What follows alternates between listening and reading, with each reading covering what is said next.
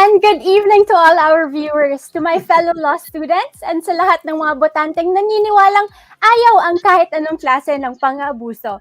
I am Meg Bonsalido, fourth year Ateneo Law student, live here from the city of Las Piñas, one of your hosts tonight. Okay, good evening, Meg, and good evening to everyone, lalong-lalo na sa kapwa ko mga advocates na naniniwala na dapat mapanagot ang mga election law violators. I am Attorney Kenji Yaman from Quezon City and also one of your hosts tonight. And we welcome you to the 21st episode of the Ang Show na Walang Title pero sa atin ang eleksyon. Okay, so you might be wondering, bakit sa atin ang eleksyon? SATIN actually stands for Safe, Accountable, Transparent, and Inclusive Elections that inspires national confidence. And sobrang bagay because with this, we are claiming the elections dahil sa atin ang elections. At Yes, ito Meg? Kenji, bakit nga din ba ang show na walang title, ang title ng show natin? Ito na, gagalingan ko dahil third delivery na ng line na to. Kasi sabi nga ni Carlo Aquino, akala mo lang wala, pero meron! At ang assurance namin para sa lahat, mayroon kang matututunan sa show na ito.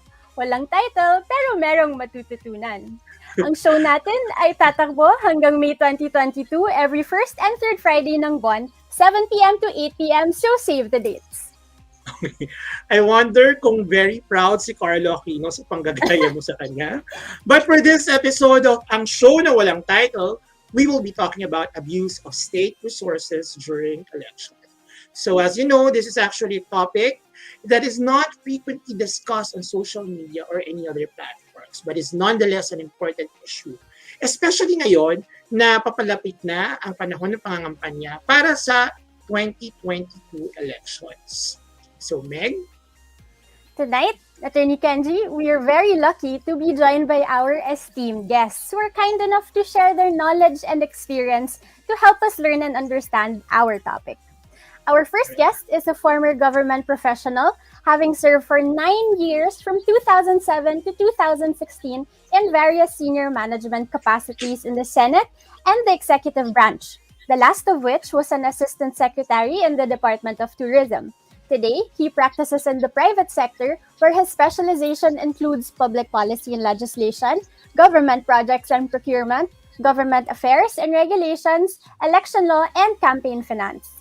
In addition to his private practice of law, he pursues special advocacies for public interest issues through the Institute for Leadership, Empowerment, and Democracy, or the ILEAD, a think tank organization that focuses on strengthening democratic institutions and good governance reforms, where he previously served as executive director and currently as a board member and senior policy advisor. Let us all welcome Attorney Eugene Cao. Welcome, Attorney Eugene Cao. Welcome to the show. Hi, So our good evening next- to everyone. Yes, good evening. Okay, our next guest is a multi-awarded public educator, academic, columnist, and policy advisor. Currently, he's an associate professor in geopolitics at the Polytechnic University of the Philippines and a special lecturer at San Beda University and delivered lectures at the world's leading universities like Harvard, Stanford, Columbia, and Beijing universities. Bongga to, bigatin ang ating second speaker. He is currently a resident analyst at GMA Network, a columnist for the Philippine Daily Inquirer, and has written extensively on Philippine politics, populism, and Asian geopolitical affairs. So, ladies and gentlemen, please welcome Mr. Richard Heydarian. Professor Richard, welcome to the show. Pleasure. Thanks, attorney. Pleasure to join you guys. Thank you. All right. And our last guest for tonight graduated law from the University of Santa Tomas in the year 2000. He served as executive assistant to the Supreme Court Administrator Justice Benipayo from 2001 to 2002 and as executive assistant to the Solicitor General from 2002 to 2004. Since 2006, he has been the spokesperson and currently director of the Education and Information Department of the Commission on Elections. Let us all give a warm welcome to Director James Jimenez. Hi, good evening, everyone. Good evening, Director. Good evening. Good evening, Now- Director James. Good evening. Can you hear me? Yes. Yes, sir. Very clear. Okay. Now, before we let our guests greet the viewers, we would just like to share that we are live on Lento Philippines Facebook and YouTube accounts and on our different partners' accounts and pages on Facebook. To all our listeners and viewers, do not forget to like and share our episode tonight and use the hashtag Satin ang Eleksyon. And if you have any questions, comments, or shout outs directed to our special guests or our episode topic, just feel free to leave it in the comment section and we will get to them later. So, okay. I guess, Meg, let's go straight to the point, no? And I will Let's go, start Atty. asking. Oo, kasi limitado yung oras natin. So, I guess this will go out to our special guest. What do you think what is abuse of state resources? Ano nga ba ito? And are there any parameters, legal parameters established para masabi natin whether a certain act or practice may be considered as an abuse of state resources? So, anyone, please? Well, may I? Of course, Director James, please. In the context of elections, of course, when we talk about abuse of state resources, we're really talking about the use of government resources for partisan political purposes. No? Ibig sabihin, ginagamit siya sa pangangampanya. Yan talaga ang pinaka shall we say, pinaka blatant, no? O garapalang gamit ng or pang-aabuso ng state resources. Yan talaga nakikita natin. Pero hindi lang yan yun. Kasi pag sinasabi kasi na pangangampanya parang very harmless, no? Alam mo merong danyos kasi nga ginagamit yung state resources, pero for the ordinary people parang wala lang yan. But in reality, when we talk about abuse of state resources, you're also talking about the abuse of the power of state in general in order to influence the outcome of elections. So halimbawa, nandiyan yung pipilitin na palitan ang venue ng counting or canvassing. No? Nangyayari yan. Kung saan gagamitin lahat ng legal resources ng Estado para makuha yung ganyang klaseng outcome. So maraming muka ang abuse of state resources. It can go from the very obvious, yung paggagamit ng property ng gobyerno para sa pangangampanya, to things that are normally not seen by the public at large. Okay, very napakabuti na binigyan niyo po kami ng mga iba-ibang halimbawa, Director James. But siguro let me direct the question also to Attorney Eugene. Attorney Eugene, meron po ba tayong mga legal parameters na na-establish para masabi talaga natin na, you know what, according to jurisprudence or according to the law, ayan ay abuse of state resources? Yeah, just to add to what Director Jimenez said, that's very correct. Whenever we talk about abuse of state resources, these are the use of public funds. Pera ng bayan, ginagamit sa pangangampanya ng mga kandidato.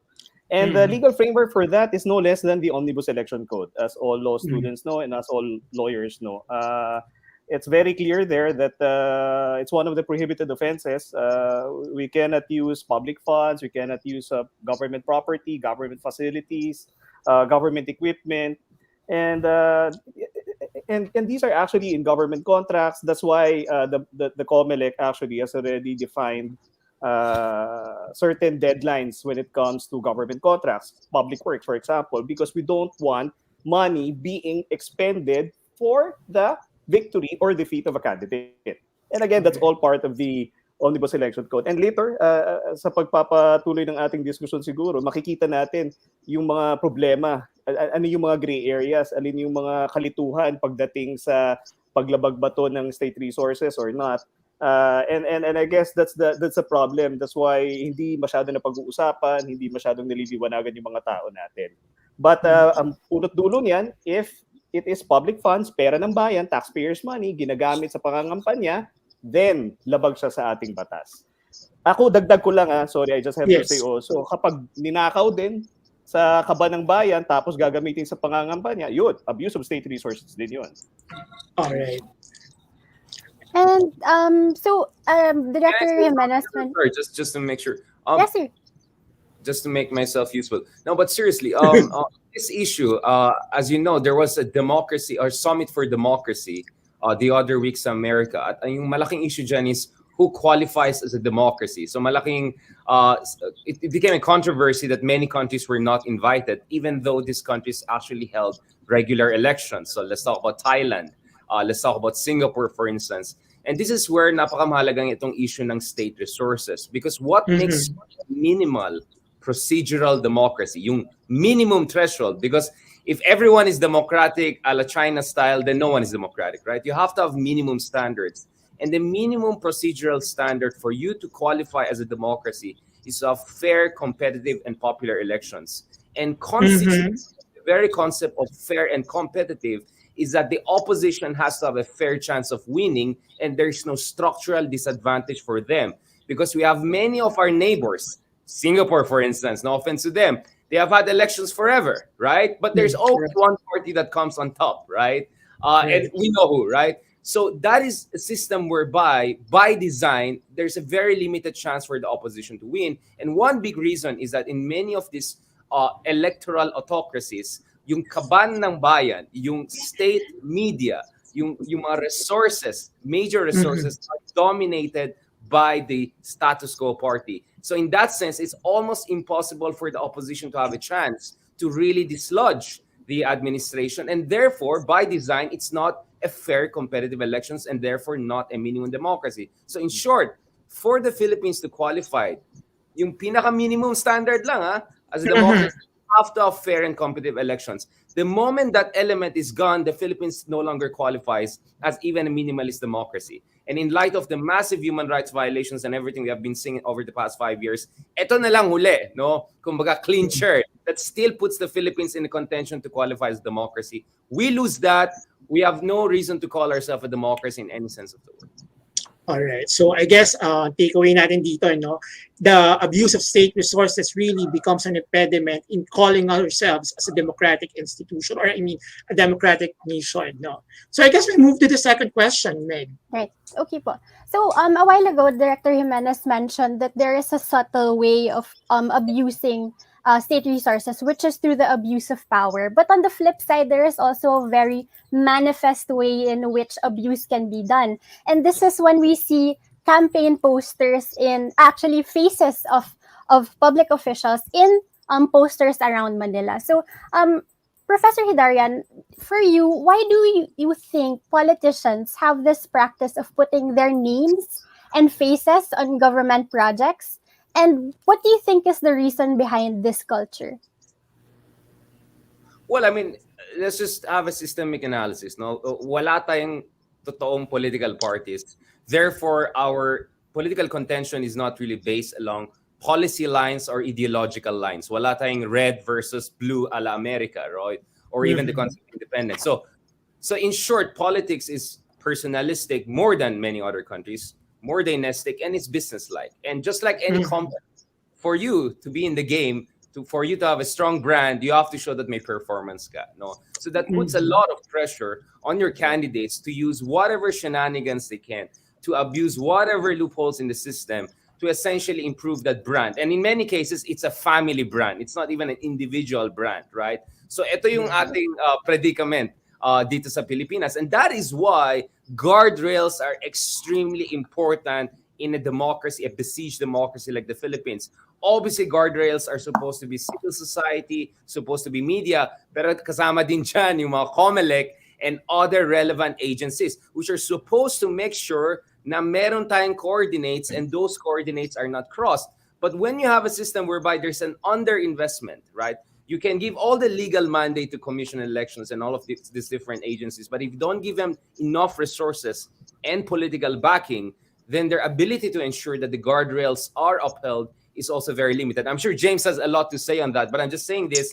In theory, ito yung problema sa atin, that the very guardrails themselves are not backed up the way they should be. And that's why you're essentially leaving it free for all system. All sorts of loopholes are being abused right and left. All right. Since Professor Richard has already segued into it, Director James, no, this is our question. How are laws on abuse of state resources being implemented right now? Barely, I would say, no. And the reason for that is pretty obvious. A lot of the there's this number one, there's this huge loophole in the law that Yeah. gives candidates this huge window from the time that they announce their candidacies to the time that they're Mhm. actually within the ambit of regulation. And Mhm. because of that, no, hindi mo na i-enforce yan. Anong i-enforce mo? Hindi naman sila official candidates. No? That's a fiction that's created by law that really Mhm. grates on a daily basis. Kasi nakikita mo na eh. And it starts long before the elections. No? Uh, in many ways, natatalo tayo sa definition kasi. Sa definition. No? Ano ba yung, paano mo ba i-define yung sinasabi nilang electioneering practices, di ba? Halimbawa, kung ikaw nanalo ka bilang barangay captain, tapos tatakbo kang mayor, tapos pininturahan mo lahat ng pader sa barangay mo, ng mukha Mhm. mo, sinasabi nga ni Richard, ng brand mo, di ba? At what point does it become a campaign, right? Kasi tatakbo ka Mhm. sa susunod na halalan, nandiyan na yung mukha mo, hindi mo na mabubura yan. Or kung buburahin mo man yan, ang laki-laking issue. So, yan yung mga challenges sa atin ngayon. So, unang-una, yung timing, yung timing, may malaking loophole from the time they file their candidacies to when they're actually within the ambit of regulation. And pangalawa, again, it's a question of definition, no? Hindi maganda yung definitions natin. Sobrang pie in the sky yung ating definitions, napaka-ideal, pero hindi natin nakikita na ang daming pwedeng gawin para mapaikutan yung mga definitions na yon. Um, Lalo na ngayon na may mga desisyon na nirelease ng Supreme Court na sa tingin nyo ba ay mas nakakadagdag para mas maging mahirap i-implement ang election law rules? Like for example, the posting could be freedom of expression, right? Yeah. Yung Archdiocese of Bacolod, for example, Right. uh, Opo. ngayon pa lang, ginagamit na siyang abuso ng maraming tao. Imbis na maglagay sila ng poster ng kandidato, magagawa sila ng advokasya kuno. Tapos, ipapaskill nila, palakihan sila ngayon kasi advokasya naman yan. And they can Right. point to an actual Supreme Court decision to support them. No? It makes things a Mhm. lot harder. Okay. So, pinabigat ng Supreme Court ang trabaho ng Congress. Ganun po ba? No, I'm just Pretty saying, much. please. No. I think that's fair criticism. No, I mean, if the Supreme Court can take criticism, it can go scratch itself. But the point is, instead of in Richard's words, instead of Mm. protecting the guardrails, it Mhm. seems that people are too busy finding ways around the guardrails, right? And Mhm. that's really that's cumulative. No, it's not just politicians doing it. Even the Supreme Court, in its desire to be, I don't know, to be something, has ended up actually making things a lot harder for enforcement. Siguro hingin natin yung reaksyon ni Attorney Eugene na nagtuturo ng case law sa mga estudyante niya. Banggitin na natin kung ano yung kasong yun. This is very doctrinal already. That's Peñera v. Comelec. But of course, just to add to what Director Jimenez said, in Peñera v. Comelec, sinabi lang naman ng Korte Suprema na nasa Kongreso yan. That's why Yes. Director Jimenez is very correct. It depends on the definition, the statutory definition provided by Mhm. Congress. Unfortunately, in RA 9369, the Automated Elections Act, nakalagay doon, you can only be a candidate at the start of the campaign period. In fact, for purposes of the candidate, he or she cannot even commit any of these election offenses until the start of the campaign period. And that is a very huge gap in terms of the implementation. And according to the Supreme Court, that was mentioned in Peñera v. Comelec, it's for purposes of ballot printing, administrative. That's why there is that gap. That's why they can only be considered as candidate at the start of campaign period. And dagdag ko lang dun sa sinabi ni Director Jimenez, I think one problem also with abuse of state resources is with, to my mind, with all due respect, tabi-tabi po, bato-bato sa langit, elective officials also. That's when Mhm. the problem becomes real because elective officials, once they have filed their COC, Certificate of Candidacy, they're not deemed resigned, unlike appointive officials. So there's Mhm. that problem now where while the campaign period is happening, while the campaign election is happening, they are using probably state resources as well, office resources, personnel resources, government equipment, government facilities. So I think again it goes to the very problem with the definition as well, and I think that has to be corrected, and hopefully one day Congress will correct that. And sorry, last on what Richard also mentioned earlier, I completely agree. The guardrails, it's very much circumvented now. I think the problem with EPAL, kung yun yung tinitikoy mo, Meg, Yes, is because madalas kasi sinisingil din yung mga kandidato, yung mga politiko natin. Madalas sinisingil din ng mga tao, ano bang ginawa nito ni Mayor ganyan? Ano bang ginawa ni Correct. Governor ganyan? Kaya napipilitan din sila na ibalandra yung mga pangalan nila. And I think the probable solution there is just impose content neutral regulation. Yaman din lamang ang mga tao. This is an unpopular opinion, as I mentioned before. Yaman din lamang at mga tao, sinisingil yung mga politiko nila, yung mga leader nila, kung ano yung nagawa nila. Might as well probably allow it, regulate the manner, the size. Huwag lang yung screaming na they're already owning it. But again, there has to be that matching. That way, at least, it can be regulated kahit papano. Actually, magandang pag-usapan natin ng mas malalim yan mamaya. No? Yung parang tension between yung parang government use of state resources versus the need for public officials to prove that they are doing something. Na ito, ginawa ko to para, di ba, accountability, kumbaga nga.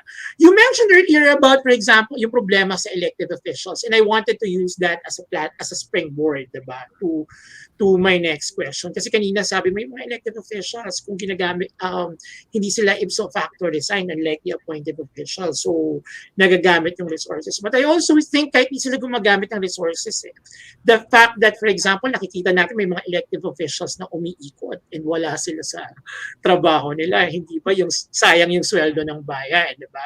So, I think it shows the parang isa siyang problema pero hindi masyadong nakikita at na-overlook. Ano sa tingin nyo? Parang kulang lang ba talaga sa awareness ang mga tao or dead ma lang talaga ito? Parang alam naman nila pero wag na, okay na yan. And kung kulang lang sa awareness, how do you think can voters be made more aware of this problem? And how do you think, siguro ito para kay Director James, no? Paano ba ito may i-report? Diba? Okay. Paano ba natin? So, pero siguro, bago tayo dumating sa pinakauling question na yon, yung mga nauna ko munang question, Attorney Eugene, Professor Richard, what do you think? You could please go if you mean. I think Director Jimenez wanted to say something. Yeah.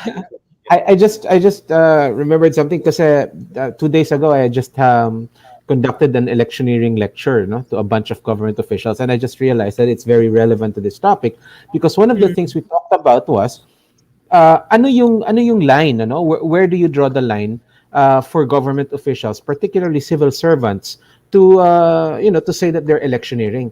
And one of the things that I remember, it's relevant to this discussion, is that the civil service itself says that that political officers are exempt from the prohibition on partisan political activity. So ibig sabihin, kung halal ka ng bayan at meron kang access to the to government resources, literally pwede kang mangampanya.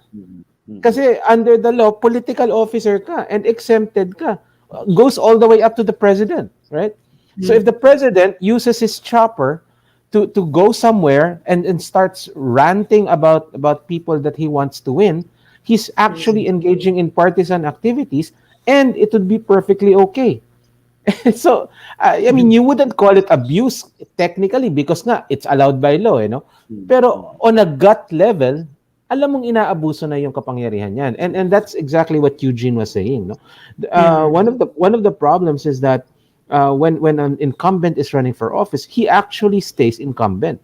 And the fact that he is incumbent means he has access to everything, access to money, access to personnel, access to opportunities, right?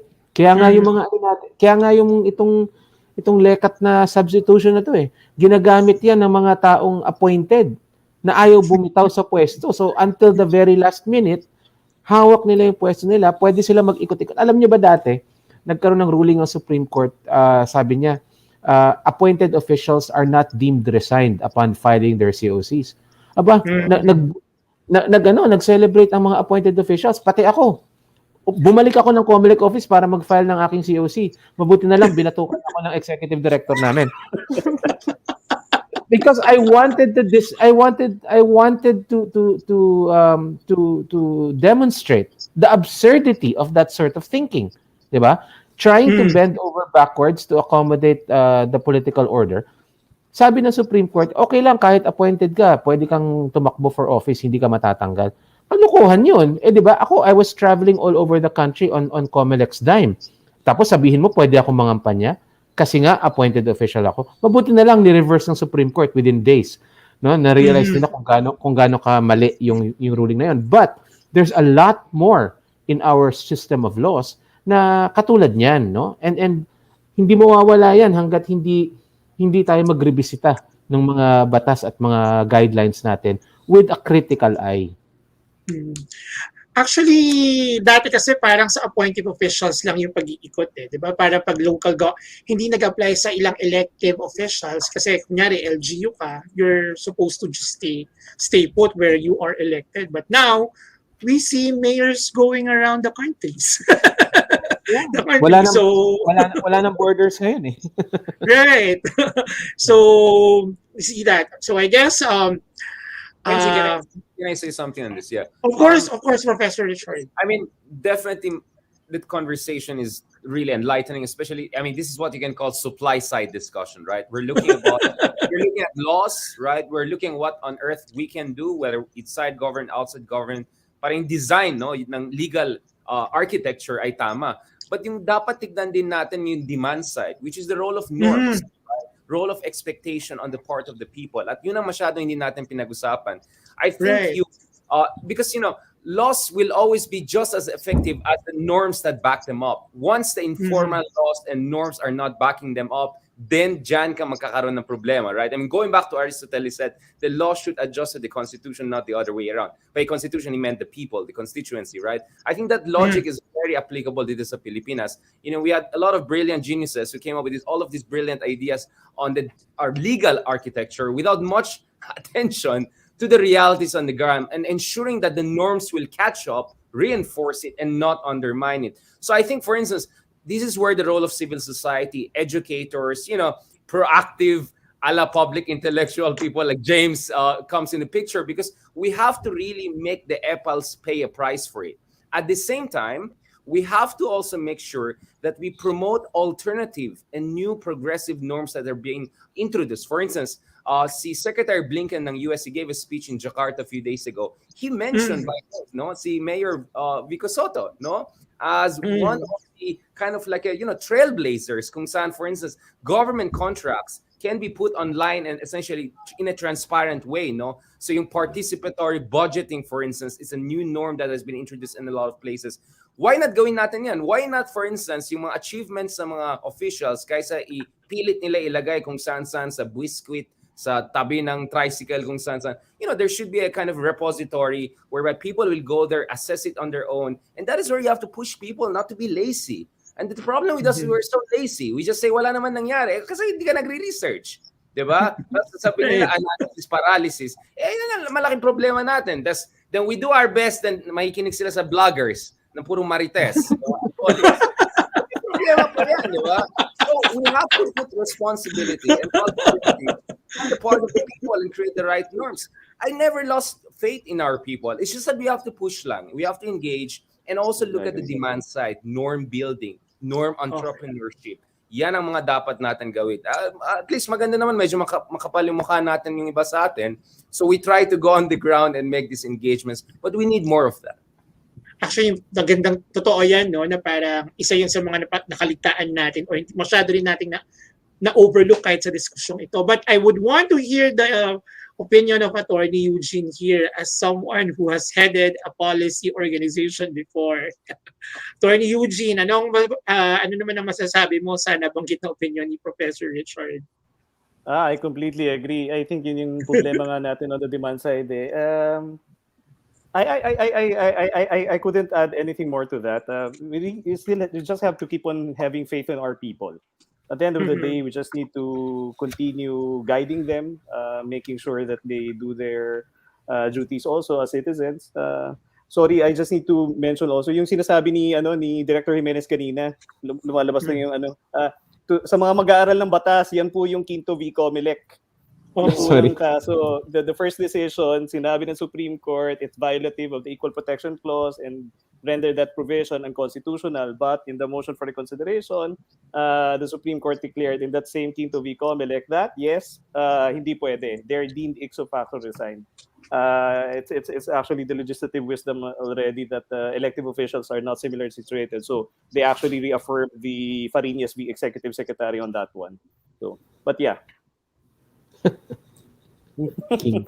Pero oo nga, And- Director James, it's a very tricky proposition. Yeah. Diyan na abuso, unfortunately. Muntik na Alright. akong kandidato. okay. Sige po. So, we will proceed po to the next segment, no? Thank you, everyone. Thank you, Attorney Cao. Thank you, Director James and Professor Hidarian for the very enlightening and as a person then from the from a law school, I also realized like the obligations that I have to reach out to other people to share what we have discussed here. It's so important to shed light on these issues. So, on our next segment, a lot of it, I think a lot of the ones we discussed earlier showed how much there are loopholes in the law. So what we are going to do is we will be giving a scenario and describe instances for each. And then from these real life examples and hypothetical situations, then you could give your ideas and comments on such. Alright. Okay. So, simulan natin sa ating first scenario. Okay? How about those... Okay. Ayan. Tingnan natin yung first scenario, yung letter A. Yung mga nakikita natin na very common, mga sasakyan ng gobyerno or ng LGU na nakamarka talaga yung pangalan, pati yung malaking muka ng official na responsable sa procurement ng nasabing vehicle. What do you think about this one? So it's an emergency rescue vehicle, nothing to do with elections. But yeah, what do you think about it? Ihuhuli na natin si Director James para siya yung final arbiter ko, no? Tingnan natin sa perspektibo ng civil society. Professor Richard. Ano sasabihin ko? This is just ridiculous. I mean, gawa na lang kayo ng Facebook page natin promoting sarili nyo. Kawawa naman yung mga...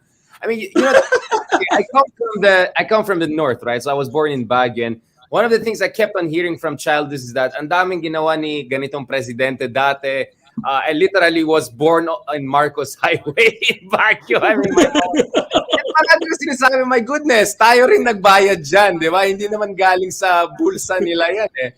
So I think we have this very problematic political culture and misperception na utang na loob natin sa mga politiko yan when this is, for heaven's sake, taxpayers' money, right? Either we pay it now or if it's a debt, we're going to pay it for generations to come. So I think this is where we have to engage the public and remind people, wala tayong utang na loob, no? Whatever airports, roads made there, thank you, Filipino people, for paying the taxes, right? And for all the technocrats and people getting the basics right. Ang problema syempre, you won't blame if this, more quote-unquote small-time politicians, they want to be also the mini Marcoses, right? I mean, I'll just spell it out, right?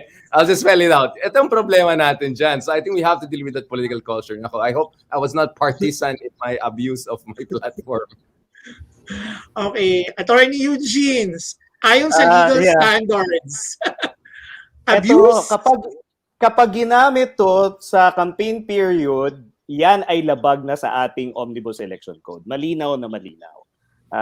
It's a violation of, because this is government property. So it's a government vehicle. If it's this being used for the campaign to promote the defeat or victory of a candidate, then yes, it is violative of that. So malinaw, that's abuse of state resources. However, kung sa pagiging EPAL, because that's a separate layer actually. Sa pagiging EPAL, yan, unfortunately, we don't have any anti-EPAL law yet. So sana magkaroon tayo. Again, maybe again. Maraming this is mawalan ng something trabaho at ikaw. Kung meron tayong AFL. Many will be left out there. Oh. Yeah. Sige. Kaya nga, So, narinig na Hindi natin. na rin lang maiwasan kasi yung kultura. Yung mga kababayan din kasi natin, sinisingil yung mga politiko natin, and that culture has to change. Kaya napipilitan yung mga politiko natin eh. And I guess yun na yung norm changing na sinasabi ni Professor Haydarian kanina. So, but again, that culture has to change. That culture has to change. So, Pero if there's something positive, it's starting to change in a particular city in Metro Manila, right? Yes. Yes, Meg, sorry. no, that's okay. So, Attorney Kao, you mentioned earlier norm changing. My question would be like, do you think that it has to start with the laws, or first there has to be a call by the people? I guess from the demand side, as Professor Hidarian was mentioning earlier, where this impetus must come from. Ako, the demand side. Tama si Professor Hidarian. It's really on the demand side. We have to stop demanding from our politicians also. Para hindi na sila mapilitan magbalandra ng mga pagmumukha nila. Ako, that's where I draw the line. Kapag pagmumukha na, wag na. Kapag siguro it's a small line, fine print, this is a project, para at least you account to the people what you did during your time, then okay. But again, it has to start with the people. Kapag nakita na kasi na yung mga tao, tanggap na nila, okay, itong si Mayor ganyan, may ginagawa naman, itong si Senator ganyan, may ginagawa naman, hindi ko na kailangan singilin. Yan ang problema sa atin eh. Sinisingil kasi natin yung mga politiko natin. Kaya itong mga politiko naman natin, napipilitan ibalandra yung mga pagmumukha nila tuwing malapit ng eleksyon. So it's a chicken and egg situation. But to my mind, that culture has to start with us, the people. All right. Yeah, before James goes to it, I mean, for me, again, sorry for using economics parallel. I mean, this is clearly a market failure issue, right? There's some problem with the design of the market competition. At hindi mo rin masisisi yung mga kumpanya, di ba? They'll do anything to get margins, no? To expand their margins. So how do you deal with that? Just look at it. So on one hand, of course, there has to be some changes in the law or some regulatory updates, upgrades, and tweaks. But kaya nga meron kayong mga consumer protection movements, right? So I think that is the same thing applies here. That has to move on both sides. You need both the chicken and egg to move at the same time so that you have more eggs and chickens going on forward, right? So for me, it's a dialectical relationship. At yun ang kailangan natin moving forward. Sorry for using a Marxist name, term baka maretag ako, but I'll leave it.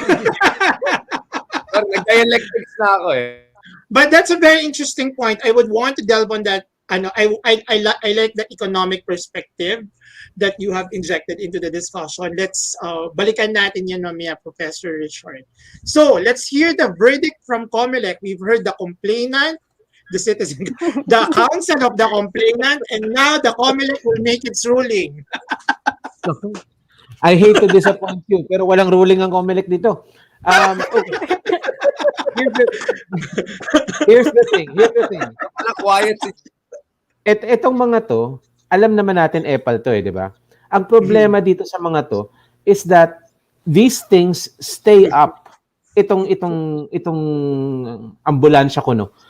Yan halimbawa. Bakit? Sa tingin mo ba pag start ng campaign period, buburahin nila yung mukha nila? Hindi. So nagta-transition ito from epal to actually de facto campaign materials, no? Itong mga posters yan, masasabi mo pa na maaari mong patanggal yan. Pero ultimately sa dami ng nagiging tarpaulin city ang buong Pilipinas kapag eleksyon, precisely because they know it's very difficult to remove all of these things in the right time, ano? Kaya nga nagwo-worry ako dun sa sinasabi niyong good example eh. Yung shining example ng isang syudad na nakikita natin ngayon, I'm very worried na baka Camelot lang yan. You know the problem with Camelot, right? It's a brief shining moment of chivalry, but the minute King dies, wala na. Naglaho rin ng Camelot, di ba? And that's our big problem. There can be no norm changing if all of it depends on just one person. If all of it just depends on one set of enlightened officials, dapat tuloy-tuloy yung enlightenment, no? Kaya ako ang tingin ko dito, kailangan tayo mag-train up ng isang generation ng botante na talagang i-reject ito outright, 'di ba? We need to force the norm change because if you have people who from time to time lapse back into the old practices, hindi ka uusad talaga, di ba? Again, I want to avoid Camelot. It's great that we have it now, but let's make sure na hindi siya shining moment in time. You know what I'm saying? Dapat tuloy-tuloy lang siya. And then for that, we need to educate the voters. All right. Okay. Director James, a while ago you mentioned that you were about to file your certificate of candidacy, and let's say that you actually pursued with it and you ended up in the legislature. If you were to make an anti-EPA law, do you think you would allow these photos on, for example, this van, but remove it during the campaign period, or would you disallow it completely? I would disallow it completely. No, I like what Eugene said. There has to be a compromise kasi hindi naman natin makakaila na kailangan talaga din ng politiko, or at least they feel the pressure to actually identify some projects as something that they did. It's not in some cases it's not so much na pera nila ang ginastos, kundi sila yung nagbigay ng direction sa gamit ng pera. And sometimes, an argument can be made that might be something that to acknowledge. Pero you draw the line with these huge faces, di ba? I mean, anong kinalaman niya sa emergency rescue? Di ba? So, kung maglalagay ka ng EPAL na law, I think you would have to give a sort of compromise then. A way for them to acknowledge their own contributions, the effort, but at the same time, keeping it within reasonable limits. No, again, a line or two of acknowledgement would probably be good also for COA purposes. Hello, but to go all out with this, there are some pa that's even worse. No, they even actually use creative acronyms to promote themselves. Like I remember in Quezon City, we once had Barangay Emergency Rescue something, so that it spelled out BERT, diba? Because at the time the mayor BERT, diba? So ginagawa din nila yan. So dito sa Manila, there was Maynila kay ganda, tapos capitalized yung LA. So these things, I mean, they're pretty creative, but that's EPAL. I mean, no matter how you slice it.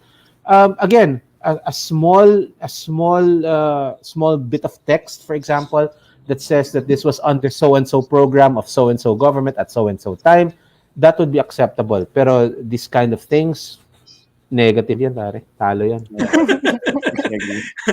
Okay, since nabanggit naman ni Director James na parang wala ang batas pa sa COMELEC at hindi siya makagawa ng ruling, papaspasan na lang natin dahil marami pa tayong pictures with so little time. So ang gagawin na lang natin, let's hear the opinions of our stakeholders, yung ating private counsel, yung ating private citizen, at si COMELEC Commissioner, si COMELEC Director.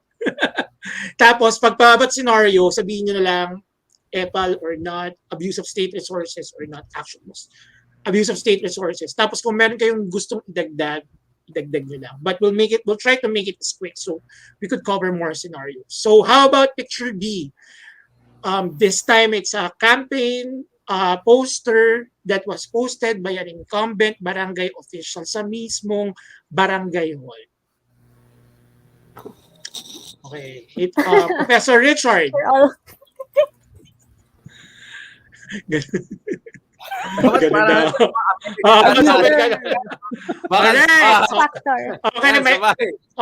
Sige, maganda yan ha. Parang, next picture tayo. Para tayong America's Got Talent. Yeah. Eto, napaka-common nito. Covered courts na may pangalan ng official na nagpagawa. Congressman, biglang nagpapagawa ng covered courts. Professor Richard. Pag medyo magandang design, sige na nga, pakilagay din yung architect. Pero dapat mapasa ito sa taste ko.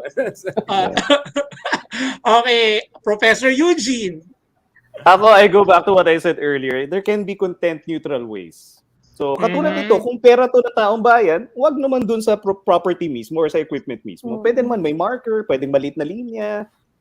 Pero hindi katulad nito na it's screaming, it's too screaming. So I agree with Director Jimenez. That's where I draw the line. X yan, Okay. X. Ayan, Director James, what do you think? I don't like it at all. It's terrible. It's an eyesore, man. It's an eyesore. Baka naman maging nights of result to. Sabi nga ni Richard, I agree with the design. It's even too tacky. I wouldn't want my name there. I know, man. You don't want your name there. It reflects badly on you. I'm just saying, like, bad design. Ikaw pa maging ano. Okay. How about this scenario? Ginamit yung kotse, government vehicle ginamit para pagsakyan ng campaign materials ng isang kandidato. But of course, the candidate denied na he or she authorized this. But nevertheless, ang fact dito ay nagamit yung government vehicle para sa pagta-transport or whatever ng campaign paraphernalias. Professor Higdarian? Ano, X yan sa akin. Professor Eugene? Oo, mali din yan. Yan ang malinaw na paggamit ng government property para sa pagkakampanya, para sa mga kandidato.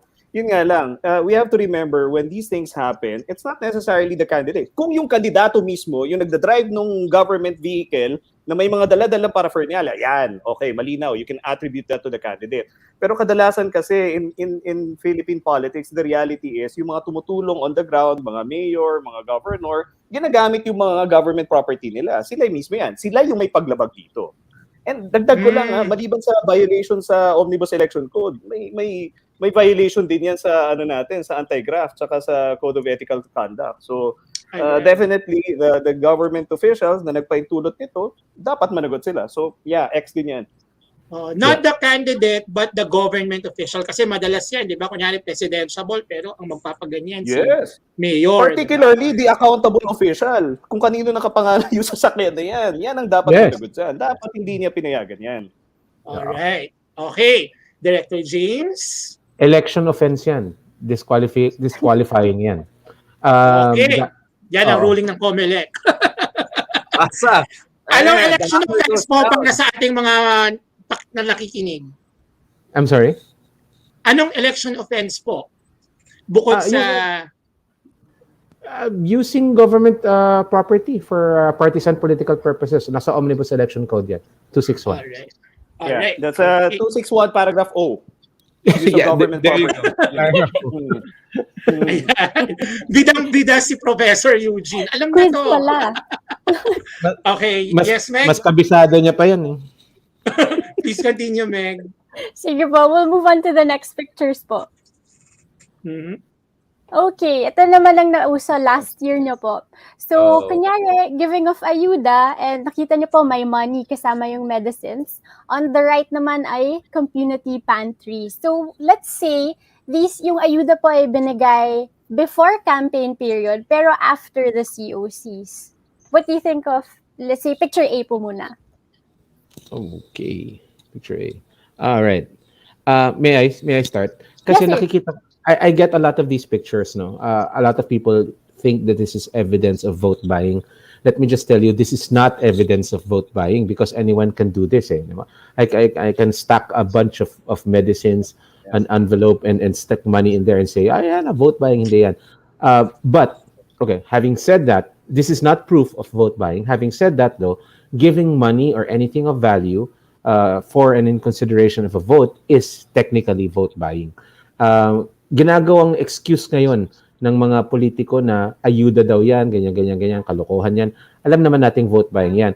Ang problema lang is that, again, pasok sila dun sa loophole na hindi pa natin sila pwedeng masita kasi nga, hindi naman campaign period. Pero tingnan mo, titigil din yan sa pagtatawag niya ng ayuda pagdating ng campaign period, pero hindi ko nakikitang titigil sila pagdating ng campaign period. In fact, I think all the campaign period will do is that it will drive these things underground, no? The way it's always been. Ngayon kasi it's above ground eh. It's above ground kasi alam nilang allowed, or I mean, not prohibited, no? Yes. Pagdating ng campaign period, balik lang sila into the shadows, but they'll still do it. So vote buying yan. Olats yan, pare. Olats. Attorney Kao. Is it olats din para sa inyo? Yeah, Okay. the situation is before after the filing of the COC but before the start of the campaign Yes, period. yes. Ay, yun na nga tama si Director Jimenez. Balik na naman tayo dun sa problema because of RA 9369, hindi pa kandidato. So that candidate can only be a candidate at the start of the campaign period. So technically, walang paglalabag ng batas. Specifically since sabi pa ng RA 9369 that election offenses can only be committed also at the start of the campaign period. So, but I relating also this to the abuse of state resources, assuming that this is being given out during the campaign period. Okay? Right. Two things. I would always ask, what is the source of the funding? If this is public funds, definitely abuse of state resources yan. Pasok yan dun sa election offense ang Article 261, paragraph O. Also, this is vote buying. So, dalawang possible election offenses kaagad yan. Kapag may nakita kayo na nangyayari ito during the election period, isumbong nyo kaagad. Actually, document. Make sure that you document it. Isumbong nyo sa COMELEC. Actually, mag-tap kayo ng abogado para magsumbong sa COMELEC. And COMELEC will act on that. The law department will act on that. Also, if this is a government property, again, I go back also RA 3019. This is Anti-Graft Corrupt Practices Act din yan. That's a violation also of RA 6713, Code of Ethical Conduct for Public Officials. So ang daming paglabag dito, assuming that it's already even before even before its election period, even before its campaign period, kapag ginagawa na to ng isang halal na opisyal, may paglabag na yan. Pwede mo nang ihabla yan sa ombudsman kahit hindi sa COMELEC. Alright. For Professor Darian po? Well, I mean, ako, nainggit ako dun sa mga kaibigan ko, kahit mga mayayaman sa subdivision, meron silang mga katas ni Mayor. Ako, kahit juice lang, wala akong nakuha sa itong pandemic na to eh. I mean, I was hoping they'll give me at least, alam mo yung tang juice or something like that. So, una, let me lodge my complaint as if none of my tax money is coming back to me. I mean, the only thing I could say is that, I mean, tingnan ng gaano ka-shameless yung ating politicians that they will exploit the complete desperation of our people, no, in order to still push political agenda, no. So in that sense, that is exactly the reason why you shouldn't vote for these people, right? Yung next thing na dapat sasabihin wag mo botohin yan kahit yung mga yung desperation natin ginagamit nila, because if you really want to help people, just say, it's from the government without the name, anything like that, and for heaven's sake, that's your duty. That's your duty. We have to demand that, right? Tama. Alright. Attorney Kenji, for the second picture, mag-X na lang tayo. Parang yun na yun para pareho na rin yan. Yeah. I guess we go to our last scenario, Meg. Yes po. So, our third scenario is the use of an official government page.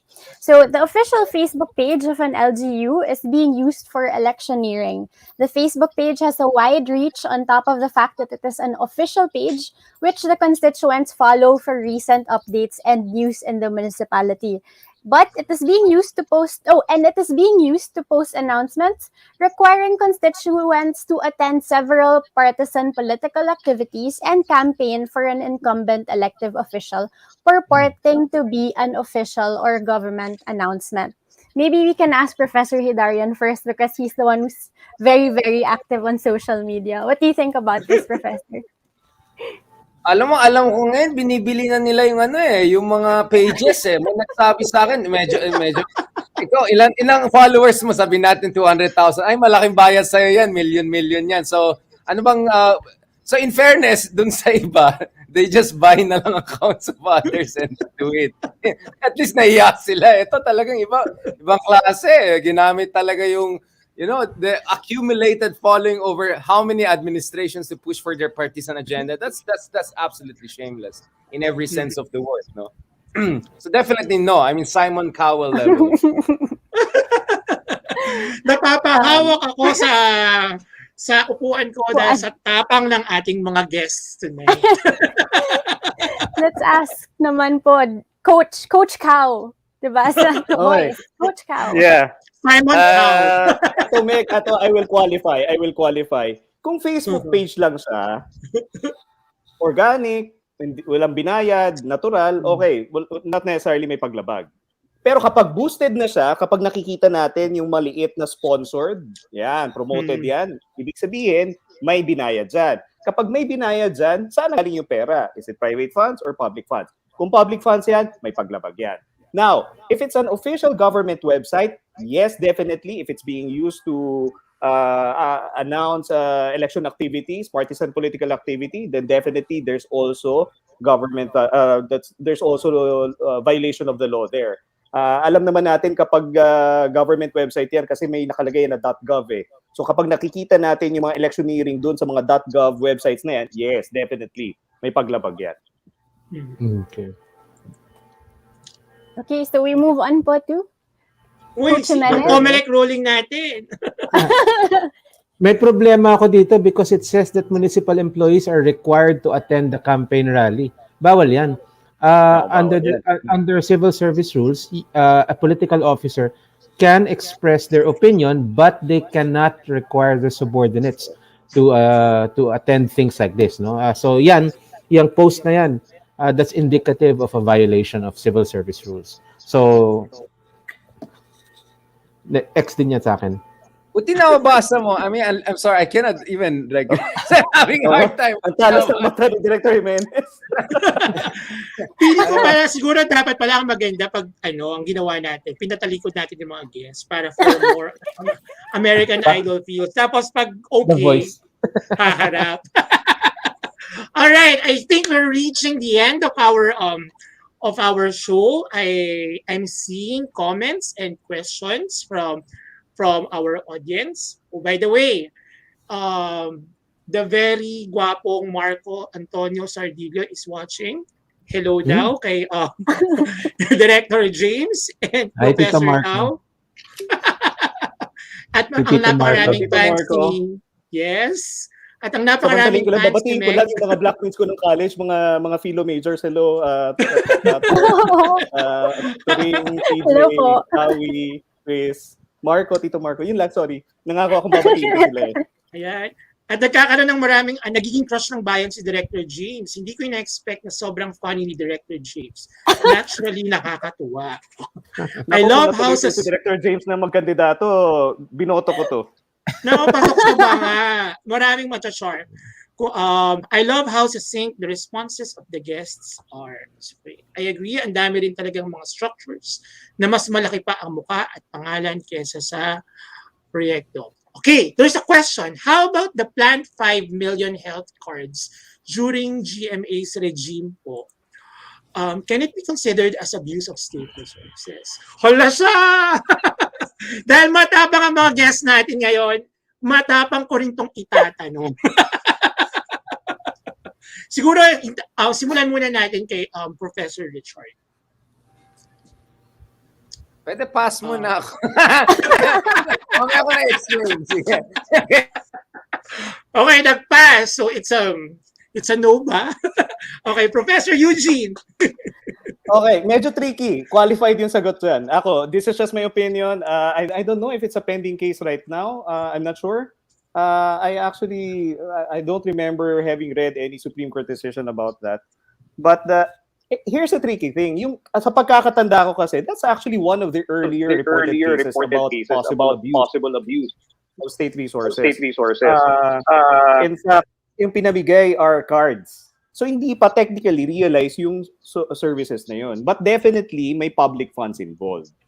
But again, that's the problem when you're dealing with an incumbent public official rendering public service as well. That's the gray area.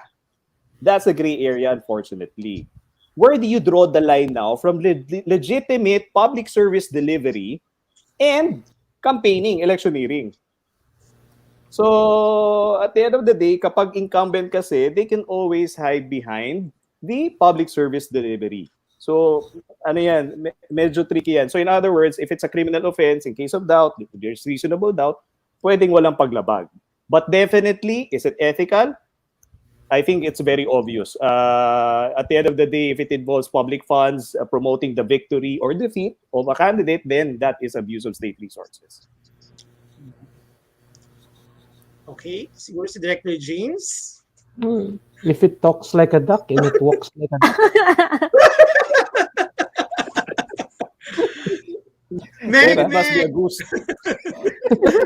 May tanong daw. May tanong from Yes, Attorney may tanong po. Monsod. Yes, Yeah. from Bigatin question for Bigatin guests. What has COMELEC done about the abuse or misuse of government resources in the past 3 years? Is there any advocacy for anti-dynasty law and any amendments to the party list law? So akin yan, I guess, no? Yes, sir. Okay. Dati kong boss yan, actually. Although hindi kami nagpang-abot, no? Amendments to the party list law, not from the COMELEC. Wala. Is there any advocacy for anti-dynasty law? Well, we did implement the anti-dynasty provisions of the Sangguniang Kabataan elections, no? Pero yun lang kasi ang nasa batas. No?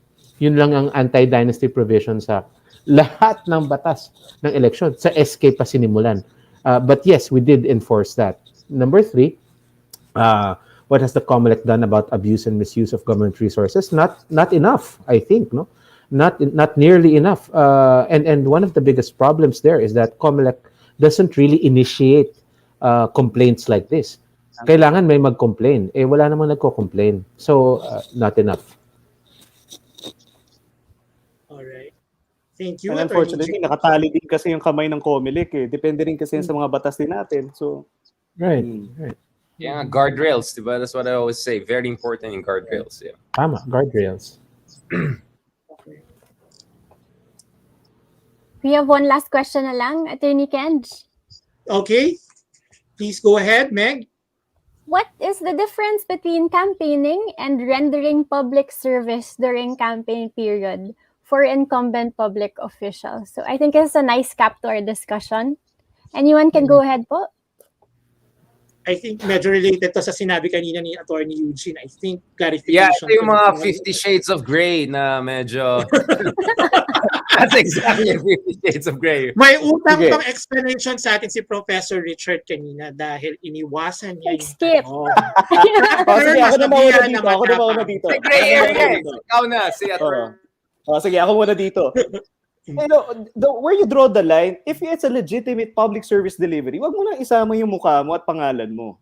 That's it. You know, just let your work do the talking. Because at the end of the day, the people are not stupid. They are intelligent. They will see right through your government work.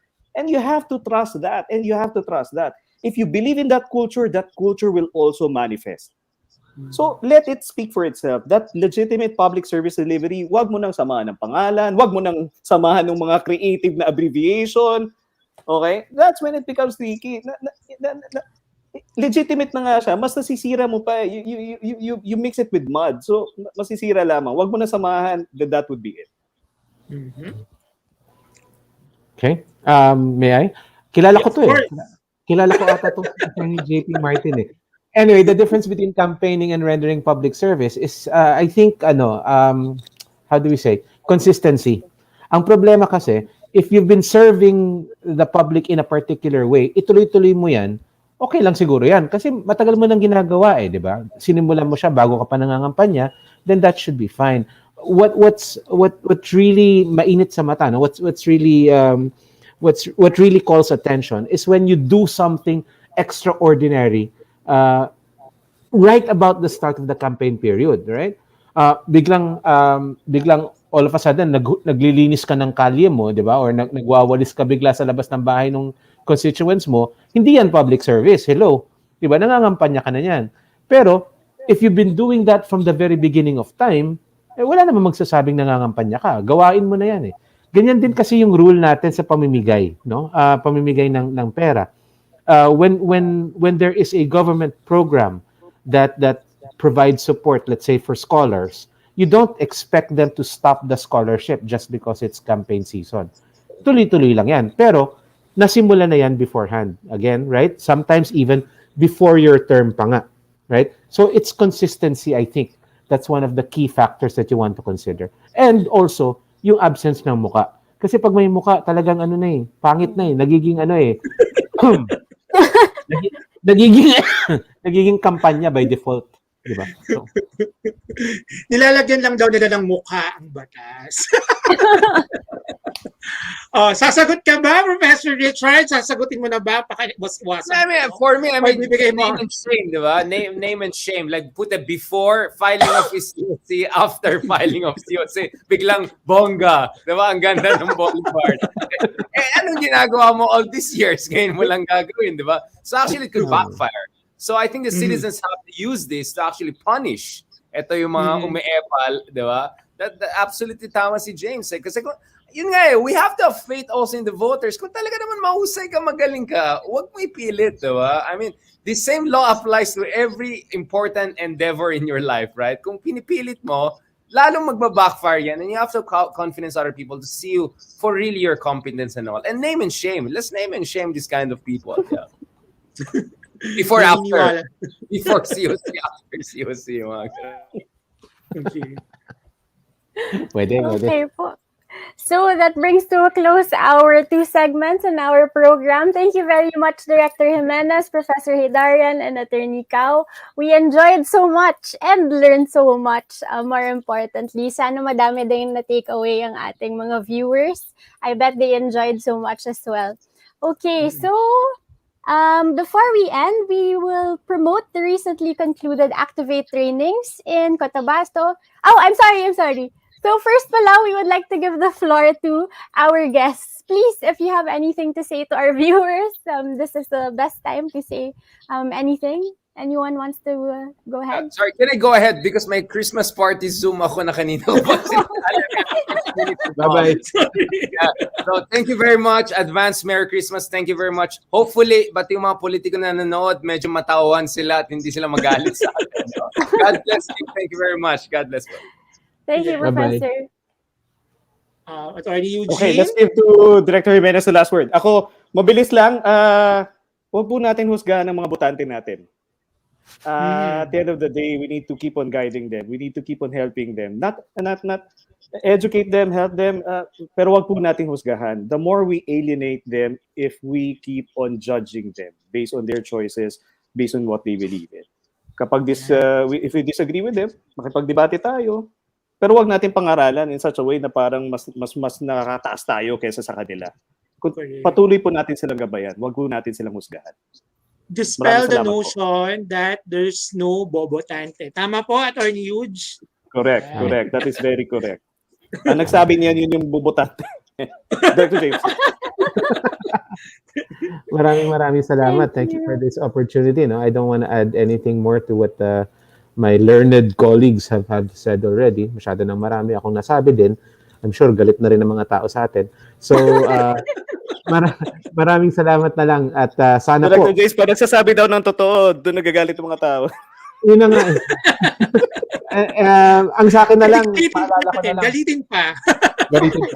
Ang sa akin, paalala ko lang, bumoto po tayo. Useless to lahat kung hindi tayo actual na bumoto. So, boto po kayo. Ayan. Thank you po, Maraming Attorney Cao. salamat. Thank you, Ayan. Director Jimenez.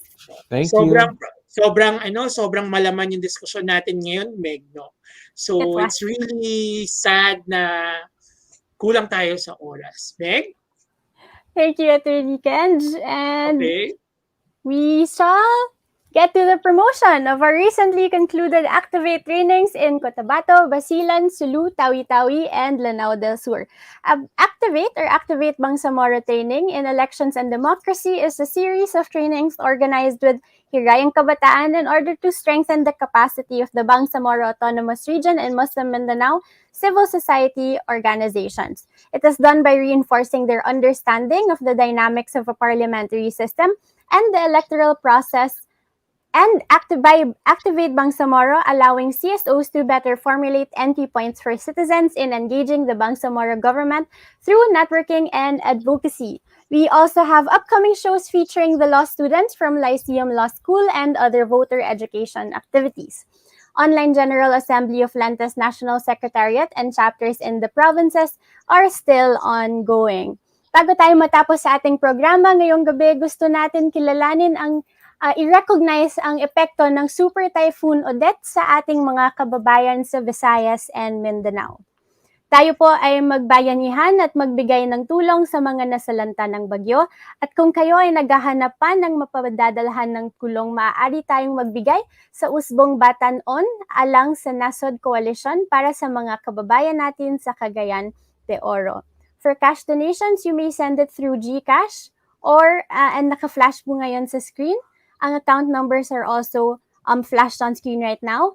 For in-kind donations, drop-off point is at Corner Dahlia, Caimito Street, Barangay Carmen, Cagayan de Oro City. You may look for Simon Rosales or call 0997-839-9234. For more info, please contact JK Naduma at 0915-485-6203. And finally, please don't forget, Attorney Cans, to like our Facebook page. Na-like mo na ba? Of course.